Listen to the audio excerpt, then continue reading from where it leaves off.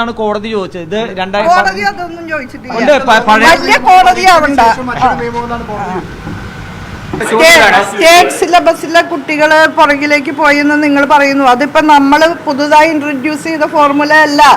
2012 മുതൽ നിലവിലുള്ളതാണ്. 11 തീരുമാനത്തിലെത്തി 2012 മുതൽ നിലവിലുള്ള ആ ഫോർമുല അനുസരിച്ച് ചെയ്യുമ്പോഴാണ് സ്റ്റേറ്റ് സിലബസിലെ കുട്ടികൾ പുറത്തു പോയെന്ന് നിങ്ങൾ പറയുന്നത്. അല്ലാതെ അത് ഈ സർക്കാർ കൊണ്ടുവന്ന ഒരു നിയമമല്ല, ഫോർമുലയല്ല.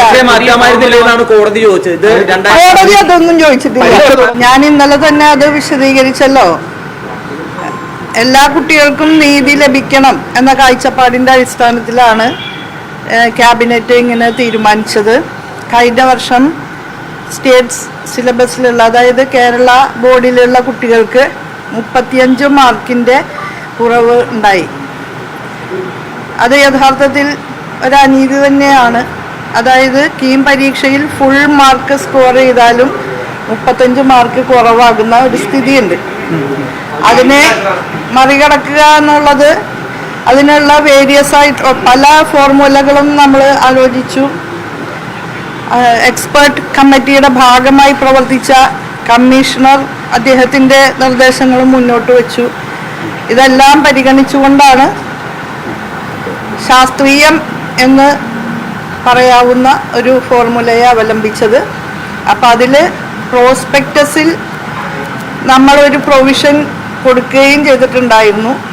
ഗവൺമെൻറ്റിന് ഏത് സമയത്ത് വേണമെങ്കിലും ഈ നിബന്ധനകളിൽ മാറ്റം വരുത്താവുന്നതാണ് എന്നുള്ളത്. കീം പരീക്ഷയെ ഒരു വിധത്തിലും ബാധിക്കുന്ന കാര്യമല്ല ഇത്. കീം പരീക്ഷ കഴിഞ്ഞു, അത് കഴിഞ്ഞിട്ടാണ് സ്റ്റാൻഡർഡൈസേഷൻ വരുന്നത്. അതുകൊണ്ട് പരീക്ഷയെ ബാധിക്കുന്ന വിഷയം അല്ല ഇത്. സ്റ്റാൻഡർഡൈസേഷൻ പ്രോസസ്സിലൂടെ ഒരു കുട്ടിക്കും തൻ്റേതല്ലാത്ത കുറ്റം കൊണ്ട് നഷ്ടമുണ്ടാകരുത് എന്ന് കരുതി സതുദ്ദേശപരമായി ചെയ്ത കാര്യമാണ്. അതുമായി ബന്ധപ്പെട്ട് ഏതാനും വിദ്യാർത്ഥികൾ ഹൈക്കോടതിയെ സമീപിച്ചു. സിംഗിൾ ബെഞ്ച് ഒരു വിധി പ്രസ്താവിച്ചു.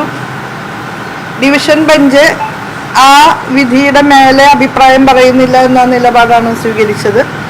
അപ്പം അതിനെ തുടർന്ന് പിന്നെ സമയം വൈകിക്കാതെ നിലവിലുള്ള, അതായത് 2011 മുതൽ ഫോളോ ചെയ്യുന്ന ആ സ്റ്റാൻഡർഡൈസേഷൻ പ്രോസസ്സ് സ്വീകരിച്ചുകൊണ്ട് എത്രയും പെട്ടെന്ന് ലിസ്റ്റ് പുറത്തുവിടുകയാണ് ഉണ്ടായത്. അതായത് ഇനിയും അഡ്മിഷൻ പ്രക്രിയ വൈകാൻ പാടില്ല എന്നുള്ളത് കൊണ്ട് കൂടിയാണ് ഇന്നലെ തന്നെ ലിസ്റ്റ് പുറത്ത് വിട്ടത്. ഈ എക്സ്പെർട്ട് കമ്മിറ്റി പറഞ്ഞിട്ടുള്ളത് ഈ നേരത്തെ കൊണ്ടുവന്നിരുന്ന അതേ ഫോർമുല തന്നെ ഈ തവണ യൂസ് ചെയ്യണമെന്നാണ് ആ റിപ്പോർട്ടിൽ അങ്ങനെ എഴുതിയെന്ന് നിങ്ങൾ കണ്ടെങ്കിൽ പിന്നെ എന്നോട് എന്തിനാ ചോദിക്കുന്നത്? മന്ത്രിസഭ അങ്ങനെ ഒരു തീരുമാനം എടുത്തത്. മന്ത്രിസഭ കുട്ടികൾക്ക് നീതി ഉറപ്പാക്കാൻ വേണ്ടിയിട്ടാണ് തീരുമാനമെടുത്തത്. അത് വളരെ ശാസ്ത്രീയമായിട്ടുള്ള ഫോർമുലയെ മുൻനിർത്തി തന്നെയാണ്. അതിലിപ്പോഴും യാതൊരു സംശയവും എന്നെ സംബന്ധിച്ചിടത്തോളം ഇല്ല. ശുപാർശ ചെയ്തിരുന്നോ എക്സ്പെർട്ട് കമ്മിറ്റി 5:3:1? അത്തരം കാര്യങ്ങളൊക്കെ നിങ്ങളോട് എനിക്ക് വിശദീകരിക്കേണ്ട ബാധ്യതയില്ല. നിങ്ങളൊക്കെ വലിയ നടപ്പിലാക്കി എന്നൊരു തോന്നലുണ്ട്. കാരണം അങ്ങനെയാണ് അതിപ്പോ ഈ എക്സ്പെർട്ട് കമ്മിറ്റി തന്നെ പറഞ്ഞത് സാവധാനം നടപ്പിലാക്കിയാൽ മതി, ഇത്ര ധൃതി വേണ്ട. രണ്ടാമത്തെ കാര്യം ഇപ്പൊ പുതിയ റിസൾട്ട് വന്നപ്പോൾ എക്സ്പെർട്ട് കമ്മിറ്റിക്ക് ധൃതി വേണോ എന്നുള്ളതല്ല, ഇത് ഒരുപാട് കുട്ടികളെ ബാധിക്കുന്ന പ്രശ്നമാണ്. അവർക്ക് നീതി ലഭിക്കണം എന്നുള്ള ഒരു ആശയത്തിന്റെ അടിസ്ഥാനത്തിലാണ് തീരുമാനിച്ചിട്ടുള്ളത്. ഇപ്പോഴും ആ എല്ലാ വിദ്യാർത്ഥികൾക്കും നീതി ലഭിക്കണം എന്നുള്ള നിലപാട് തന്നെയാണ് സർക്കാരിനുള്ളത്. അത് തന്നെയാണ് എനിക്കുള്ളത്.